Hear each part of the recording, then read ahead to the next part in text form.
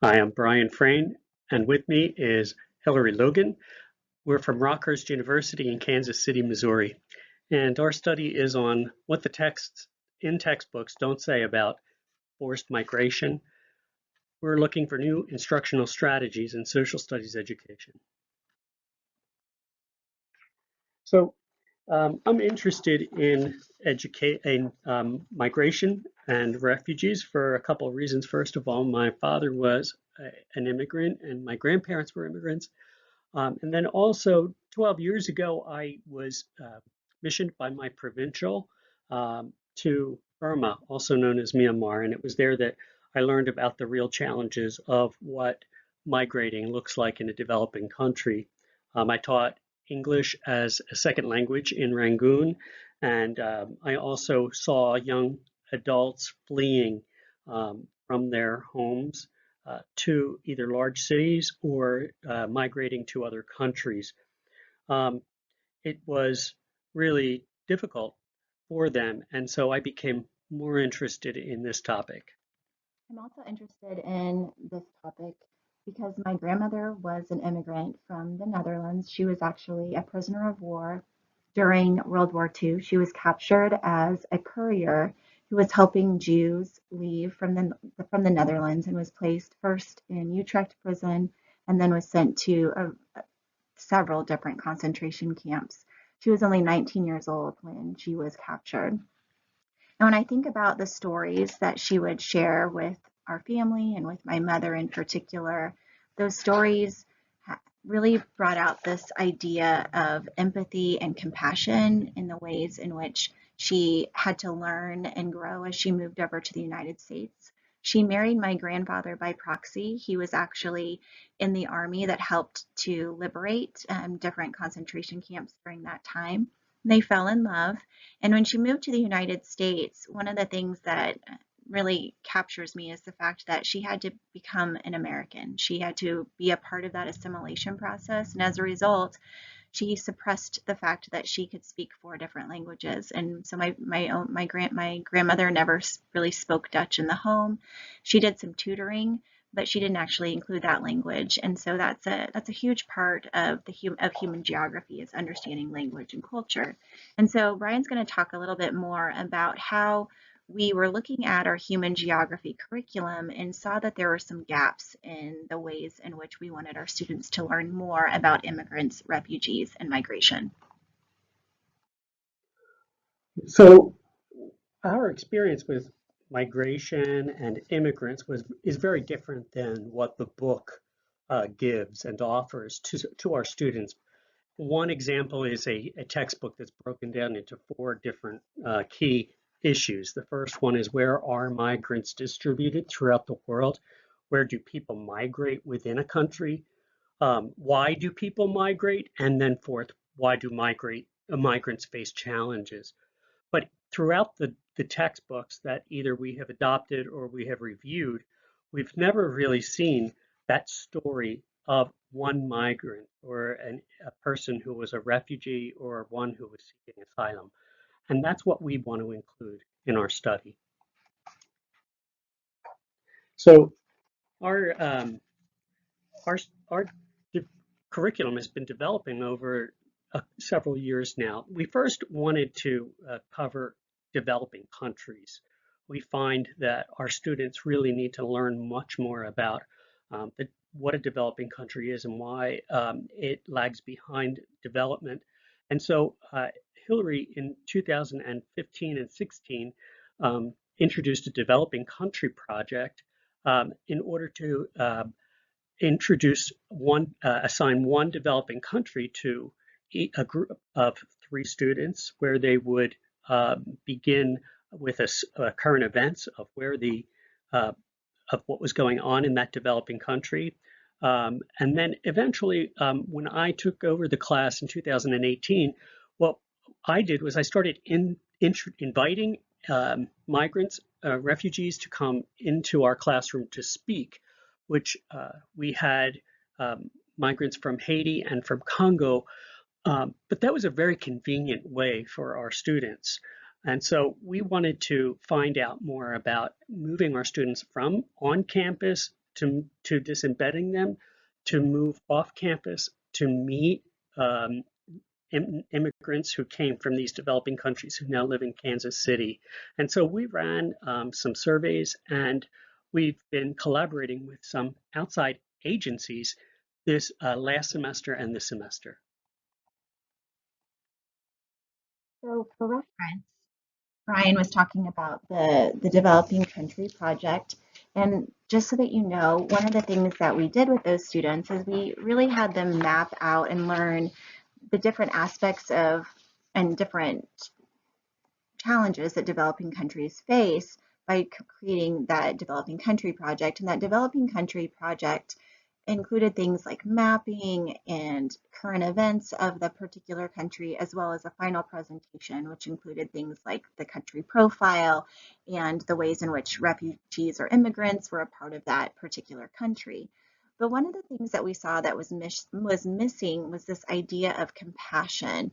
And we know that compassion is recognized in many segments of society, and most of the world's religious traditions place compassion at the center of their belief systems. And in fact, when we think about compassion, one of the things we talk about is it means to suffer together. And among emotion researchers, it's defined as the feeling that arises when you're confronted with another's suffering and feel motivated to relieve that suffering. Here at Rockhurst University, we have a very strong service learning program. And as I've developed my own service learning courses and thinking about human geography, there were ways in which we felt like we could transform it in order to include more of those stories and help to challenge students to have more empathy and compassion. We also thought that we could connect this course to the mission of our university. Here at Rockhurst, we're a Jesuit university, and this means that we contribute to bringing God's dream into reality. As an ongoing mission of Jesuits, we try to address many important current social issues and injustices going on around the world. One of them is the plight of refugees. In 1980, the Jesuits formed the Jesuit Refugee Service as an answer and response to all of the people that were fleeing Vietnam back in the late 70s. And today, the Jesuit Refugee Service is present in 57 countries. Today, the world has never witnessed as many refugees and migrants as 2022. It's estimated that 272 million people are classified as migrants, either temporary or permanent. 84 million are forcibly displaced from their homes, and they live either in settlements, in camps, or en route. Our response is to unite these people who we now find in Kansas City, Missouri, and to help our students learn more about them in a natural environment rather than in just a classroom. And so one of the things that we see in research, it suggests that compassion is not something that you're actually born with. It's something that you can strengthen through specific exercises and practices. And there are things that you can do, you can look at specific news reports or other sources, and you look for the profiles of specific individuals, which Brian alluded to. We haven't really seen in the human geography textbooks. You can use photographs and video footage, which are things that we've employed in our classes. Brian's brought in different types of speakers to help connect students with those individual stories. But one of the things that we really want to do is, and is highly touted in the research, is actually bringing students into direct contact with victims or refugees or migrants. And so giving them the opportunity to actually have a personal connection in order to help develop their compassion. And so one of the other ways in which we are looking at that is if we are going to be employing this idea of giving them the opportunity to connect, how would we do that? And so we looked at this idea of interviewing the different migrants and refugees and letting the students have that experience using an interview protocol, which we're going to talk about, and see how they can respond in kind with the different stories that they're hearing. And so storytelling is a teaching method that allows the opportunity for compassion to develop. It's a strategy that we felt really comfortable using in our class and was really based on a theoretical framework that we're employing in the research that we're conducting. So Hillary and I looked at what we really wanted to do with this project, and we found that Jack Mazarow's transformative learning theory was a theory that resonated with this kind of research. What Jack Mazarow says is that students need to have schema. They need to have a frame of reference by which they can think about what a migrant looks like, perhaps. And so our students often don't have that experience of knowing the face of a migrant or an immigrant. And so what we wanted to do was to invite them to have that frame of reference so that they could refer to that frame of reference, that's by telling that, by remembering the experience they had in a course where they met somebody who was an immigrant or was fleeing or was looking for refuge, that they could tell that story to their friends, and then it become a transformative process so that it would even change their point of view, perhaps even their political point of view. And we thought that Jack Mazarow's transformative learning theory would help us in that direction. Right. And and I were talking about how we can teach students how to think about refugees and migrants, but that's not really going to work as far as transforming their own personal compassion levels. The news can tell you what's going on with the refugee crisis, but that doesn't really give you the full story or the full picture. And so this transformation of this project is something that we're really excited about this semester. So we're looking at immigrants in Kansas City. And before we jump into all of this, we wanted to touch base with our students to give them a survey um, of what this might look like. And so we asked them to complete a survey so that we would give the students some input into uh, what they thought this might look like. And we got some good student feedback that the most challenging component would be connecting with them, connecting with agencies. We also found that our students are pressed for time outside of class. They uh, also felt that they were concerned about asking the wrong question.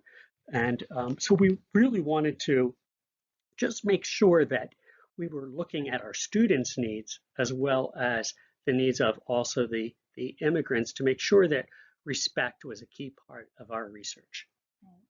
And Brian's also done some research into the numbers of migrants in Kansas City, and he looked at kind of the Migration Policy Institute cites increased refugee settlements to Kansas City from 33,000 immigrants in or migrants in 1990 to over 135,000 in 2015. And we're seeing even more, especially from the Ukraine, that are coming over to Kansas City. In fact, I was just listening to news radio this last week talking about how so many organizations here in Kansas City are working with those types of people from the Ukraine. And so we really have found an agency that has partnered with us on this research. It's called KC for Refugees, and we want to thank them for connecting our students with the refugee experience.